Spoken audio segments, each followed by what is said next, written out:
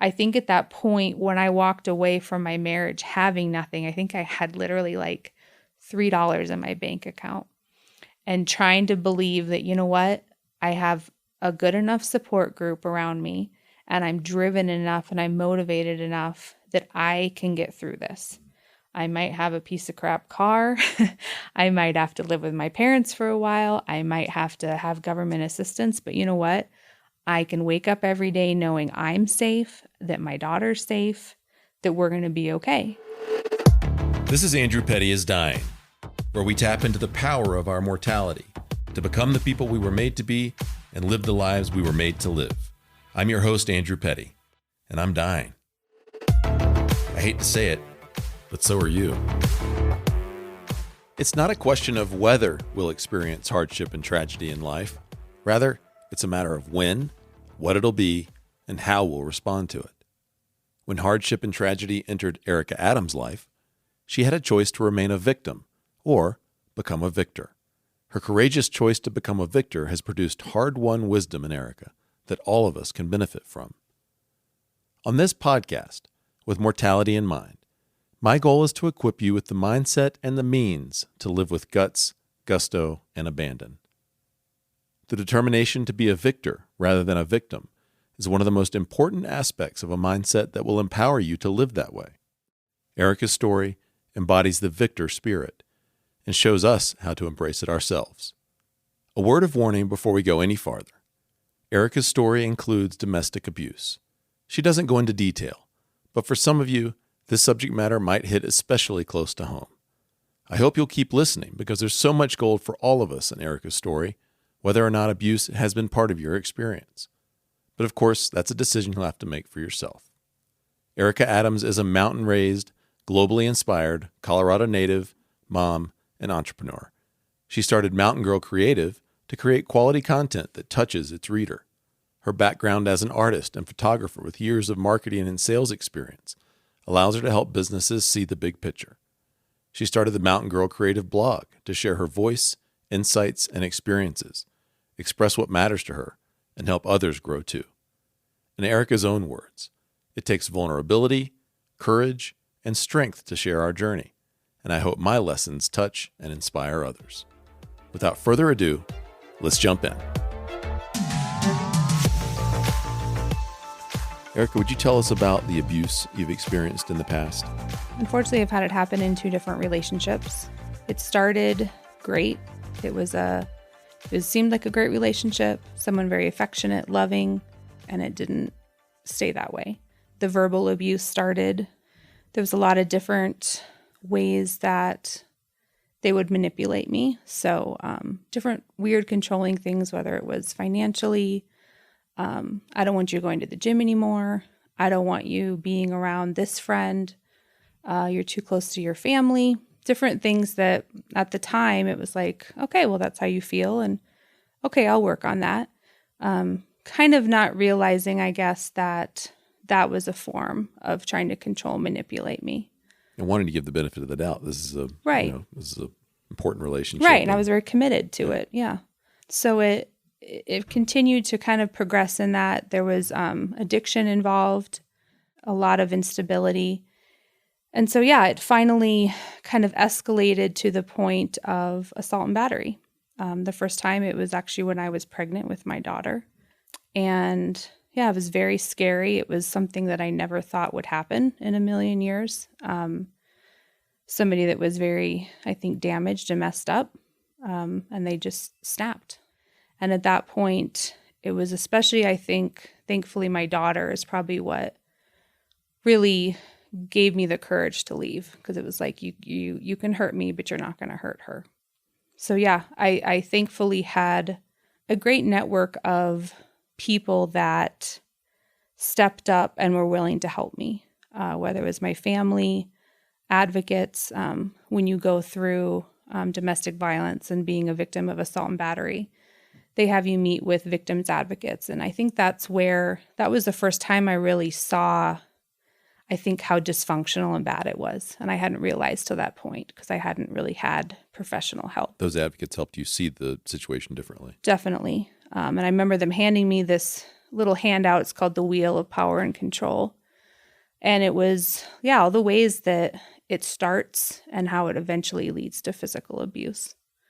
So it was scary. It was, that I must did have get been a crazy kind of, whoa, this is my situation. Exactly. Yeah. Yeah. I thought it was just, what was just me. And it's like, no, this is how, sadly, narcissistic personality disorders and people that are sociopaths, that's how they operate. And it's very textbook. And once you step back and go, wow, this is what they're doing. Was there any measure of solace in knowing that it wasn't isolated to you, that this was something that happens to people? I mean, you weren't alone in that sense. Was there any solace in that? At that point, I didn't really realize it. Okay. I think I'd always in my head had this image of what a woman that's abused is like, and it wasn't me.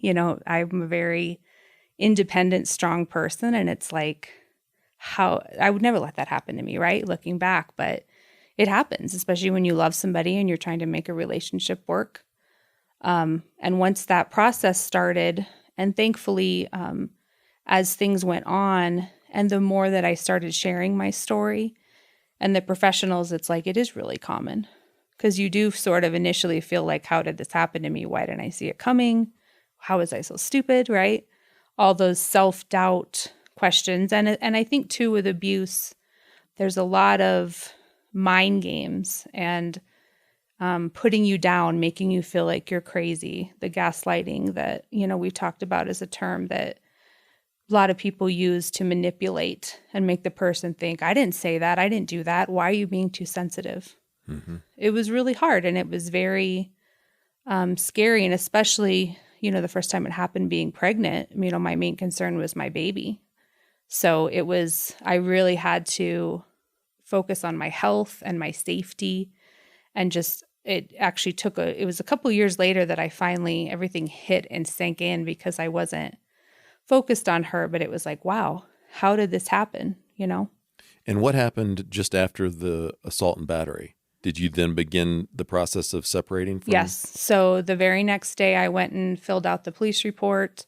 I filed a restraining order, and I filed for divorce. And that in itself was very hard, because I never believed in divorce, and I wanted to make my marriage work. And I had parents that had been married, 49 years. And it was like, I never in a million years wanted to do that. But it was about safety. And it was about, what? This person doesn't want to change. They don't want help. I had tried to get him help for his mental disorder and his past. But again, if people don't want to change, they're not gonna. So for you, it wasn't just a physical crisis. It was a moral, spiritual, cultural crisis as well, which definitely really helps you appreciate why these situations are so difficult to get out of, because you begin second-guessing yourself as a human based upon the worldview you've developed over time. And yours, you had a model of parents together for a long time, and super complex. Right. And it was hard. There was, and this is what I always advise people of different experiences that I've been through, where it's very, very hard to leave in a relationship, like we were talking about, it takes the average woman, I think, 5 times of being abused and going to a shelter before they actually leave. So it's a very complex, you're tied to that person, you love them. And a lot of people too, especially when it comes to narcissists, they're very good at putting on a certain front in public. So a lot of times you only see that really horrible side behind closed doors. So there's a lot of people that, unfortunately, when this happened to me, it was like, they wouldn't do that. Right. Yeah, I never saw that side. What do you mean? So it's hard because their public behavior discredits your description of their private behavior. Right. Yeah. So it's hard because then you have those people, well, you blowing this out of proportion, or are you wanting attention, or is it really that bad, or all those statements people make. Or I even remember somebody said to me, well, your daughter needs a father. I'm like, I know that. Of course I know that. Would I want that more than anything in the world? Yes. But it can't be someone that's going to hurt her, that's going to mess her up. That must feel so lonely when you know what's happened, and you're finding yourself having to persuade others that this is actually the case. Right. And I care about what other people think. And especially, being in a small community, it was really hard. And I think I can be a people pleaser, and I do care what others think, but I got to the point where I'm like, you know what? You don't know what I've been through. And if you can't support me, then I don't care what your opinion is. And that was a really, I think, hard lesson, but good lesson for me in just, you know what, live your life, do what you need to do for you, and don't be so concerned how things look, or even like what we were talking about with social media. You know, you look online and you think, oh, they look really happy. It's like you have no idea what's going on behind closed doors. So there's a chapter 2 to this story. So fast forward to chapter 2. Yeah. So unfortunately, I got through that. I had great family that was amazing and stepped up, and I'm very blessed to have that because not everyone has that. And I did a lot of work on myself and reflection and figuring out, how did I get in that position? Why was I maybe drawn to someone that had those traits? And for a long time, it was just, I was happy being single. I was focusing on my daughter. I went back to school. I kind of got back on track with my career. And I thought I was in a really good place. And unfortunately, a very similar thing happened again. It's kind of interesting because I learned a term called love bombing that narcissists use. So in the beginning phase of a relationship, they spoil you. You're perfect for them. They want to move very quickly to kind of get you trapped. I hate to say that, but almost before you know it. You're right. Yeah. Why are we moving so quick? And, and a lot of, I think looking back, it's always easier to look back, but there's a lot of stories that didn't add up. Right. So I got in a relationship that initially seemed great, and very similar thing happened. So month into it, it's like, oh, you start seeing, again, addictions. You start seeing manipulation. You start seeing lying. You start seeing stories not adding up, right? You start feeling controlled of, why are you spending this much on groceries? Why do you need new shoes for your daughter? Very simple things that in a loving relationship wouldn't happen, right? You're a team and you... And what is the dashboard of your heart and mind looking like at this point as you realize some of these things are popping up? Very scary. And it's like, were you already going, is this happening again? Was that a question in your mind? Yeah, it was. Boy. Yeah. It was very scary. And that must have been so hard to have gotten yourself to the point where you were willing to open up to the possibility of a new relationship. Right. And so you've gotten to that point, and then now you're in one, and suddenly the dashboard's blinking again. The warning lights are starting to appear. Yeah. So yeah, it was really scary, and it again started that same way: verbal abuse, trying to control, trying to pressure me into doing things I don't want to do. It's all about boundaries, right? Trying to get you to kind of ignore those, and as long as you do what I want you to do, we're okay. And if you're gonna not do that, then there's problems. So I tried again, tried to get him help, tried to do couples counseling. They didn't want that. So it got to the point where it was one night where my husband at the time snapped and hurt my daughter. It'd been bad, but up to that point, that physical part again had never happened. And the fear on her face and seeing that was like, I'm not doing this. You've crossed the line. This is not about making a marriage work anymore. I have to move on. So we literally packed up our bags. I called my friend and I was like, can we come stay with you? I don't know what I'm going to do. I called the police. That case didn't end as good because the policeman didn't believe me. And that's the really hard part about abuse, right? Unless you're bruises and you look physically beaten, there's not a lot of evidence. And sometimes it's your word against his. And that was really hard because it's like, I would never lie. Why would I be putting myself through this and going through all this unless it happened? How old was your daughter? 7. Man. Yeah. I'm just putting myself in your shoes and just imagining the rage and the fear, and mostly the rage I might have felt in that moment. Right. Yeah. And Mama Bear kicks in. It really does. And it's just like, we're not doing this. We are done. And yeah, it got kind of complicated for a while. And it was really hard, like I shared with you, of having nowhere to go, having no money at the time. I had just worked for his business, so I didn't really have a lot to fall back on. And it was like, what am I going to do? And kind of swallowing my pride and being like, okay, I need to move back in with my parents. And that's really hard at this age, right? and it kind of feels like a failure. And you're like, how is this happening again? But I'm like, I have to get her safe. I have to figure this out. Mm-hmm. It thankfully, it worked out as good as it could have worked out. I think it's so easy to look back and see all the red flags. And I think that's the big key, as we're going to talk about, is trying to see those red flags before you get in this situation. Mm-hmm.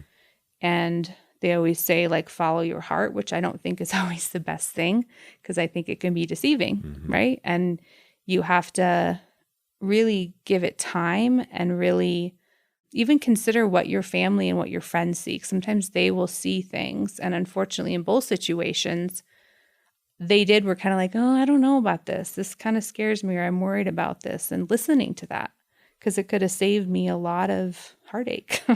Before we move on, what would you like to say to anyone listening who is either in a situation like the ones you've described or knows of someone they love who's in a situation like that? What would your word to them in this moment be? I think sadly, I'm all for people changing if they want to get help and change. But I think there's a lot of very damaged people that don't want to change. That's how they like to live, even if it means hurting people. And so I would say get out. I mean, I think, unfortunately, in both my situations, I stayed way too long. And it did damage to me. I mean, it did mental damage, whether it was giving me PTSD, anxiety that I never had before. Physically, it really took a toll on my body. I ended up with an autoimmune disorder, which I guess is pretty common of women that have gone through domestic violence, because you have cortisol, you have all these hormones in your body and things. You're in that fight or flight mode on a constant basis, right? So I had weird things. I had my gallbladder out. I had my tonsils out. I started having really horrible health problems that I never had had before. And part of that was staying in that environment. Because if you live in that toxic situation and you're walking on eggshells and you're constantly scared, your body isn't meant to deal with that. So it's not worth putting yourself through that. And if people don't want to change, then you have to move on. So I think too, if you have, it's a lot harder when you see a family member or friend go through it. Because obviously you want to respect their feelings. And obviously if someone wants to change, you can make it work. But listening to them and validating their feelings. I had a lot of really great friends that would say things to me like, this isn't okay, or I think you need to get out. And hearing that from somebody else, especially when you're in that toxic, crazy mind game space, you're like, yeah, you're right, And it's very hard because initially I think for months and months, I wasn't telling my friends and family what was going on behind closed doors, because you don't want to look stupid. You don't want to make them look in a bad light, right? You're still trying to make it work, but listening to them and believing them. And, I had friends, thankfully, like I said, they let me stay at their house. Some of them gave me money. They offered to help me move. I mean, really practical things that, especially being a single mom, was just huge. And, I was lucky that I had a great community around me. I know a lot of women don't have that. And I think I read a statistic. It's like 96% of women in domestic violence situations, it's financial. That's why they stay. They don't know where they're going to go. So it can get very complicated, but there's a lot of great people out there and a lot of resources that are available that you have to take advantage of. And kind of, it takes humility. I mean, to sometimes be on government assistance or, stay somewhere that maybe isn't the perfect place or whatever, but you won't always be in that situation. It's kind of like losing it all, but you're gaining your life back. And it's as serious as your life. I mean, we've seen all kinds of situations in the news recently. Like we were talking about Gabby Petito or different women that stayed too long and they ended up dead. So it's that serious, and it's something that people need to take serious and be there for each other. And I appreciate that you brought up humility, because it seems to me that if we were to highlight a word so far in this conversation, it might be that one. Highlight it, bold it, all caps, because of the humility that it takes to acknowledge the situation that you find yourself in, and the humility then to reach out for resources and support to move forward, and then the humility to begin unpacking what it is about ourselves that's allowed us to get into these situations. And I, in a chapter in my story in the past, was in a context where I experienced forms of abuse, not physical, but other forms of abuse, verbal and other forms over an extended period of time. And when I got out of that context, finally began to get some clarity about the nature of the abuse that I and others had experienced in that context. And then it dawned on me why I was willing and able to stay in that environment for as long as I did. And I realized, well, it's because on some level I'm abusable. Mm-hmm. And that was a huge turning point for me in terms of my own development and growth and ability to function well and contribute in this world. And what have you learned about yourself that you're willing to share as you've reflected on the fact that you got into two of these situations? What do you know about yourself now that's really helped you begin to grow and move forward? A couple of things. I had to get a lot of therapy because I think those men have to take responsibility for what they did, but why was I drawn to that, right? So I think if you could sum it up, a lot of it was boundaries for me. I've always been that kind of person that gives 110% almost to a default, whether it's in work, friendships, even sometimes with family, where having to learn to listen to my gut, to say no, like we talked about with red flags, looking for things and kind of listening to your own self and being honest of like, if someone's showing you their true colors, you need to believe them. And I think the other piece is building that self-esteem for myself, because I think for a long time I didn't have that. And part of it was those relationships. I never had a problem with that before I went through that, but it definitely took a toll. Mm-hmm. So I think I've had to really focus on things that build me up. That's part of why I started blogging, was I really feel like I had this voice and I really wanted to share my story and being reflective. I think I'm a big fan of journaling, a lot of self-help and a lot of looking for ways of figuring out how you can be a better person and be enough for yourself. Because I think that is huge. And especially in relationships, right? Of when you go through a bad relationship, don't just go into a next one because it seems easier and you're lonely. Stopping and being like, okay, how did this happen? What do I need to work on? What was maybe I looking to that person to fill? Because I think otherwise you're just going to keep doing it. How quickly were you able to get to the point where you were willing to look at and acknowledge things within yourself that were contributing to that situation, to those situations? Did that take a while? Or I think it honestly, I have to say it took my therapist kind of calling me out on that. And obviously like, yeah, How receptive were you to that idea? I was a little surprised, I guess, in a way, right? Because it's easy to be like, well, it was all them. But I had some really great therapists that kind of cut right to the center of it and was like, here's what you need to work on. Here's what you need to establish. And it's even around other people in your life, friends that you have, family you have, patterns you have, right? Of stopping those and being like, why do I do this, right? Is it serving me or is it not? If it's not, what do I need to do to change it?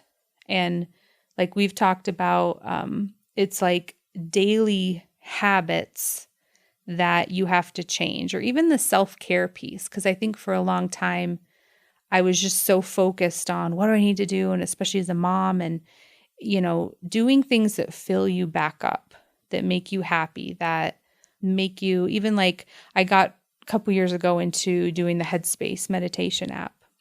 And I'd never done meditation before. And I kind of always was like, didn't really believe in it. But once I started doing that on a daily basis, like calming myself down, helped huge with my anxiety, my PTSD, letting myself feel hard feelings, because I think we're in a culture that it's like you feel those uncomfortable feelings and you want to distract yourself. So for some people it's drinking, for some people it's social media or eating, whatever it is, just sit with it and be like, what is my body trying to tell me? Mm-hmm. So there has been a lot of that for me that I kind of just had to really get comfortable with and try to think through, why am I feeling like this and why do I have this anxiety and tension about it? I discussed earlier that there's sort of three big takeaways for you as you reflect on this chapter in your story. And I would love for you to share that with our listeners, because I think they're of a lot of value for all of us, regardless of our situation. I think they can apply. Mm-hmm. So what are those lessons? I think the first really big one is getting professional help. I think everyone at some point should have it in their life. And I think so many people wait till you've been through something really traumatic, you hit rock bottom, you're going to rehab, whatever it is. If you just go and be honest with yourself and be like, okay, here's where I'm struggling. How can I work on it? And I think, like we said, it's the humility. It's putting it back on you. You can't always control what is going on around you. And it's easy to say, well, if they did this, I would be happier. But you have to make yourself happy. So I think that is a huge thing. Say that again with emphasis. I'm serious. Say that again, because I want us all to hear that. I want to hear that again. Say that again. What was the last thing? That we have to make ourselves happy. Right. It's self-accountability. Because we really prolong misery and anguish and a lot of things in our lives by continuing to seek that from our external environment, whether it be people or jobs or whatever it might be, and failing to realize there's things that we can actually do to improve our situation. And there's a lot of complex reasons in the human psychology why we avoid it. But putting all those aside for a moment, let's just acknowledge that we have the ability to improve ourselves and our lives. Right. And if you're not happy, you need to work at changing it. Again, you can't always just up and move, quit a job, leave somebody, whatever it is. But if you're consistently not happy, you have to work at changing it. And it's all those little tiny, small daily actions that's going to make change. And it might take longer than you hope or wish, but it's possible. But you got to kind of put yourself out there, and you got to be willing to be vulnerable. And that's one of the huge things I think I learned through all this, was when you share your story, when you open up to people, when you say, hey, I've struggled with this, or I've been through this. I mean, there's been sadly hundreds of women, whether it's through my blogs, my networking groups, when I've shared my story, it's like, oh yeah, I went through that too. And it's very common. It's like 1 in 4 women when their lives will be in an abusive relationship. So the professional help piece is an accelerator for learning and growth. And of course, I really agree with that, whether it's therapy, coaching, the good company of trusted friends. That's not really professional help, but just in my own experience, I've found, like in the context of the graveyard group, where men and women get together, they're gender specific groups, and just share their lives, their challenges, their opportunities, their dreams. Even just in that environment, there's healing that occurs when we just connect with other people and figure out we're not alone and begin to learn from one another. And it can be a traumatic pain point like you've experienced that drives you to get that help. But I hope our listeners will hear that you're saying not just if you find yourself in a situation like you're in, get professional help. You're saying everyone can benefit from the trusted expertise and guidance of someone equipped to help people understand themselves better, the life situations they find themselves in, and find a new way forward. Right. And that doesn't always have to be out of very difficult situations. It can be toward things that you want. So maybe you have a big dream but you're having trouble pursuing it, or summoning the courage, or knowing how to pursue it. Like, there's ways for folks to come alongside you and help you do that as well. So I hope everybody's hearing that. It doesn't have to be a critical situation like you found yourself in for gifted professional folks to come alongside and help you move forward. Definitely. So get professional help. And what's the next point? I think the next thing was, sometimes it's okay to start from scratch. Whether it's, I think career is big. I've always been a really big advocate of enjoying what you do for work. And yes, there's bills to pay. And of course there's, times where, work's going to suck, and that's how it is. But finding something you can be passionate about. And there was a lot of years I think I wasted doing what I was supposed to do.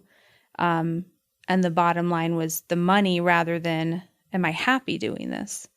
And I think that's what finally painfully pushed me to kind of start my own business and become an entrepreneur. Was I was sick of toxic work environments, and I was sick of dreading, oh my gosh, I got to go to work tomorrow. It's like, find something that you can enjoy. And writing for me really filled that. And I didn't even really start writing till I was probably 35. It wasn't like I went to school for it. It wasn't sort of like started with, marketing, and I'd write press releases and social media for some of the businesses I worked for. But once I started blogging, it was like, man, I love doing this. And I can take that excitement and love, and I pass it on to the client I'm working with. So writing for them is like very fulfilling. And it took, like I'm almost 41. It took a long time to find what that was for me.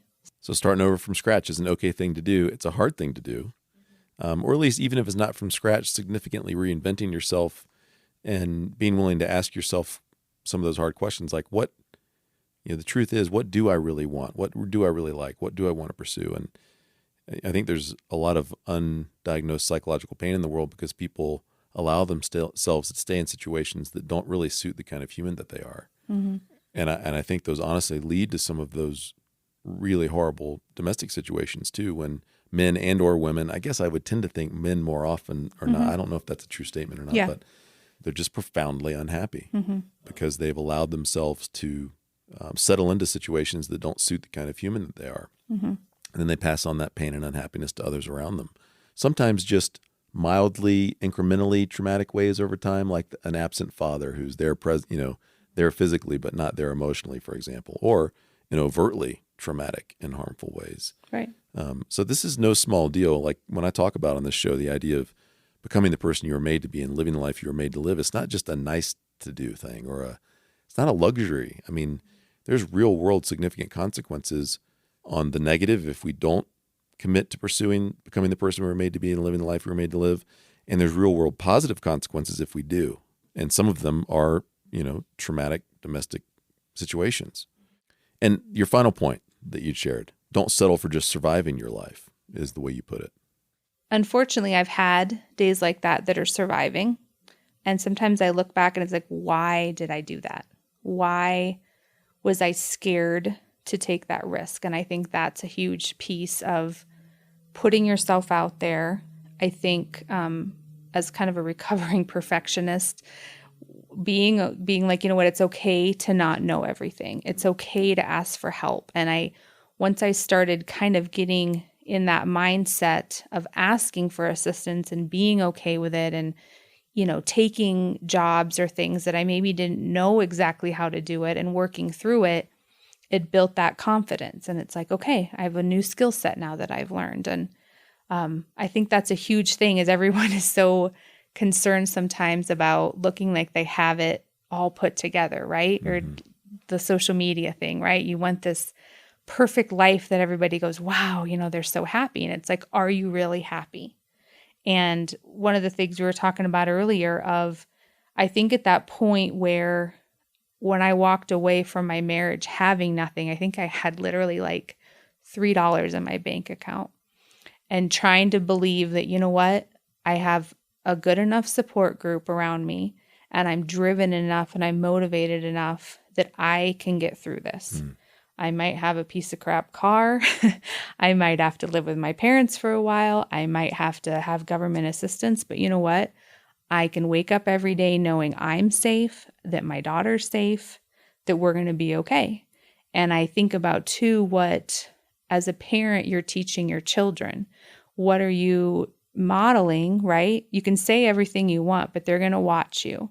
So having to be accountable myself, and I've had some really honest conversations with my daughter of, I wouldn't want her staying in an abusive relationship. I wouldn't want her staying in an environment just because she doesn't know maybe financially how she's going to take care of herself. You're selling yourself short. You can do anything, but it takes a lot of hard work, and it takes being self-reflective and being like, okay, what do I need to do today that's one step closer to my goals that I have, right? What are you going to do today that's going to get you closer to the life you want? And I love how you began to tell yourself, I can figure this out. Mm-hmm. That seems to me like to be a pretty critical moment in your story and in anyone's thinking when they begin to realize, no matter what happens, I can figure this out. Mm-hmm. And, of course, this chapter in your story has driven you to that moment where you had to decide if you were going to have that conviction for yourself or resort to other means, which could perpetuate similar cycles again in your life if you decided to stay in more of the victim place than in the victor place. Right. There's so much evidence in your life that victor is more a description of you than any other word today would be. And you're profoundly stronger in all the best ways as a result of the hard work you've had to do to understand yourself better Mm-hmm. and to take responsibility for the parts of you that have contributed to these situations. Definitely. And you were not, it takes two to tango. So Mm-hmm. it wasn't just you, but you've allowed yourself to stay in your personal power by trying to figure out the things that you could do to improve your future. Right. And part of that reflection was based upon understanding things you'd done in the past that contributed to undesirable situations and Mm-hmm. shoring up those areas of vulnerability. Right. It's just tremendous. And Thank you. I don't know if you see yourself as a hero in your own story or not, but I certainly see yourself as a hero in your own story. And the ways that you're healing yourself are also nourishing your daughter as she sees you grow and the courage that you demonstrate and the way you take responsibility for yourself. And we talk about often on the show how our story and our purpose are inseparable. And now you're in this new line of work. You've experienced you've uncovered parts of you that bring you great joy in writing, especially, and helping others express themselves that you might not have tapped into had this part not happened. Now, you never would have scripted that part, and none of us would ever have hoped for that for you, but it was part of your story. And lo and behold, it's leading you to new breadcrumbs of discovery about the person you were made to be and the life you're made to live. Gosh, the power of our stories just continues to get me, and it's so cool. Thank you for sharing what you've shared with us today. Yeah, thank you. What's the work for you right now, if you're willing to share? Like, what is especially important for you to be making progress on as a woman in order to create an even better next chapter?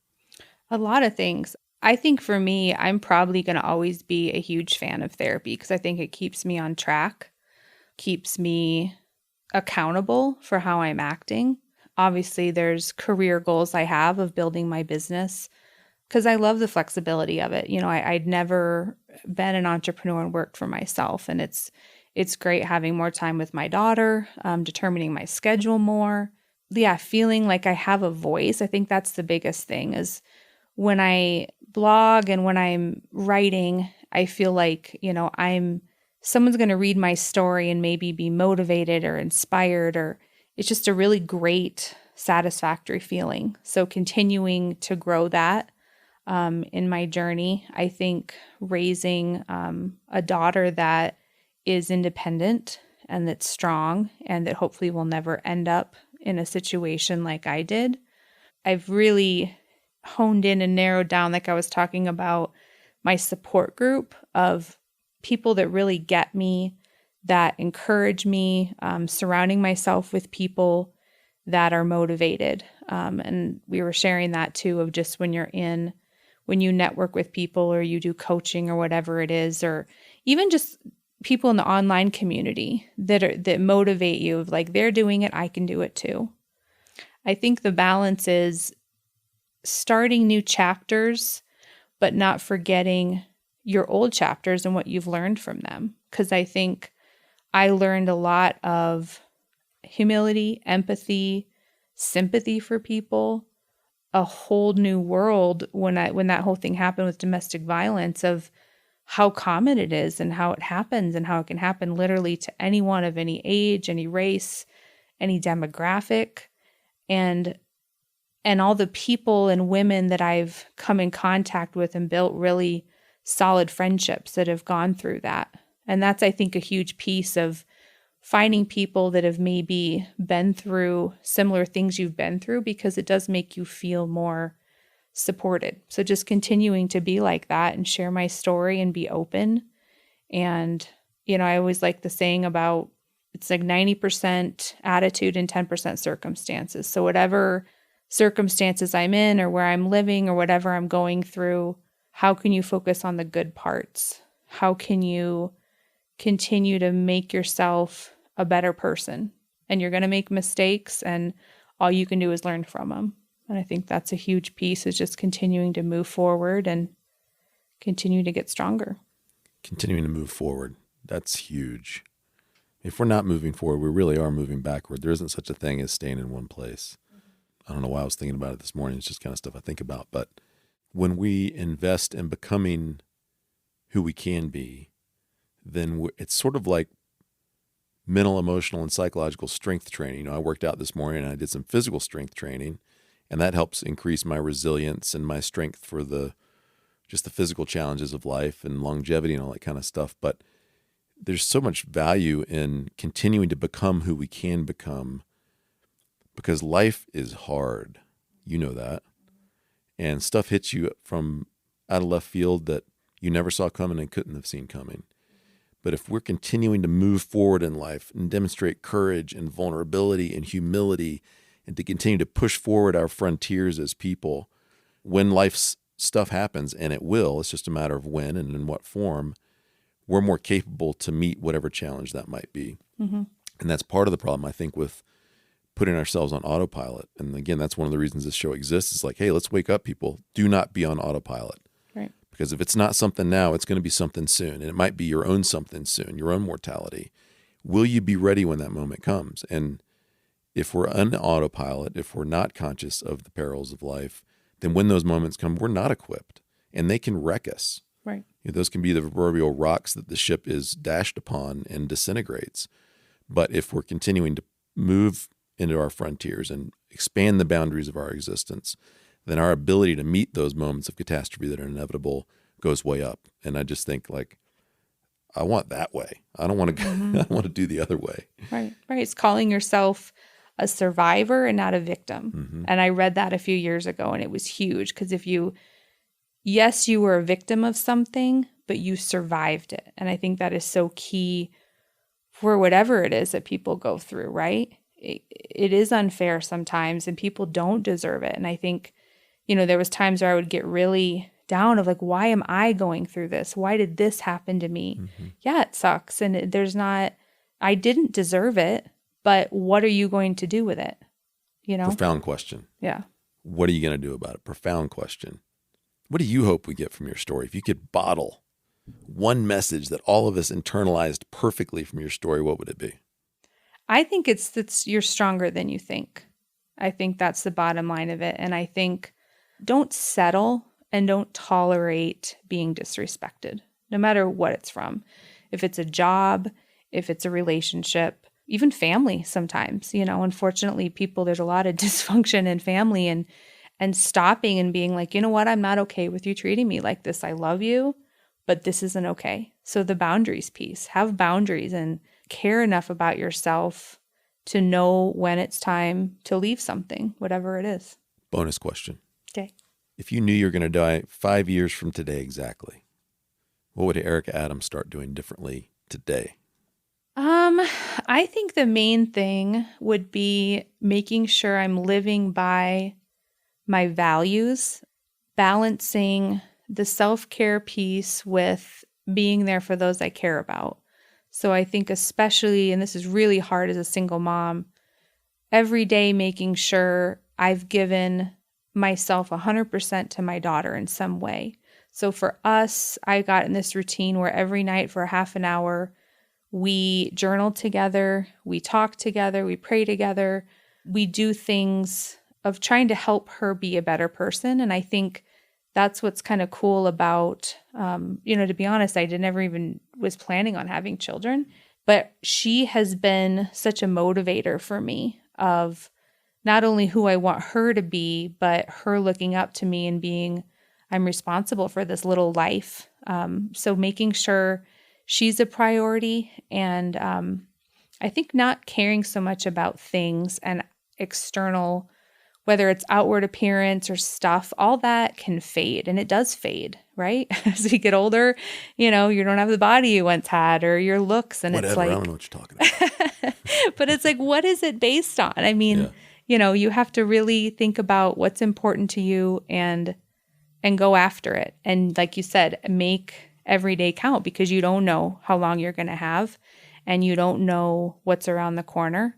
So just trying to keep a positive mindset while being accountable to yourself. How can people connect with you? If they want to read your blog, they want to connect with you personally because they can share a similar story, how can we find you and what are you up to? Yeah, so my website is called Mountain Girl Creative. I'm on all the social media channels, and then I have a blog on there that I post every month. It's usually more based on psychology, self-help, being positive, those kind of things. And I've had a few women reach out to me, which has been great, of sharing their story. And I love to hear that and be supportive of them. And yeah, I love helping businesses, especially small businesses, I think, grow their brand, figure out their story. Because I think that's a huge piece, is connecting when it comes to content of what your business is about and how it can help that person in some way. So I think thinking about content, like we were saying, when it comes to social media, it can be a great tool, but don't just put things out there to put them out there. Have like a purpose and a goal of why you're sharing this with the world. Erica, thank you for your courage and your honesty and your vulnerability and the gift of your story today and the lessons that you've learned. And through this medium, now your story has the opportunity to benefit many more thousands of people in ways that neither of us will ever know about. And I love that. I'm so grateful for it. And to our listeners, I want you to know that if you or someone you know is in danger in an abusive situation, you can call the National Domestic Violence Hotline at 800-799-7233. You can engage in live chat at www.thehotline.org. or text LOVE IS to 22522. And remember, you are going to die, but you're not dead yet, so get after it. Here are the two most important questions of this whole episode, so listen carefully. What stuck with you, and what are you going to do with it? Take a few slow, deep breaths and search your heart and mind for your most truthful answers to those questions. What's bubbling up from within you? Now, write your answers down. Commit them to paper to make them just a bit more real, to increase your level of self-accountability just a bit more. Remember, it's not necessary or even always useful to take huge, sweeping action on your insight. Instead, commit to taking just the next step, whatever you're genuinely willing and able to do. Take one of those micro actions that Erica mentioned. Over time, consistent micro actions yield big results. Next, envision in your mind's eye the difference it will make if you actually do the thing you're considering doing as a result of listening to this episode. Be specific. How will your life and your world improve? And finally, invite the mortality mindset into the equation. The reality that you are going to die. And it could even be one day very soon. How does that reality influence your motivation to put your insights from this episode into action? Tomorrow never comes, my friends. A powerful, confidential, one-on-one coaching partnership or participation in a graveyard group can help you live even more courageously and kill deathbed regrets. And the first ever women's graveyard group is forming now. Connect with me to learn more. Find me on Facebook, Instagram, and LinkedIn at Andrew Petty Coach, or email me at andrew@digdeepwinbig.com. I'm so glad you tuned in today.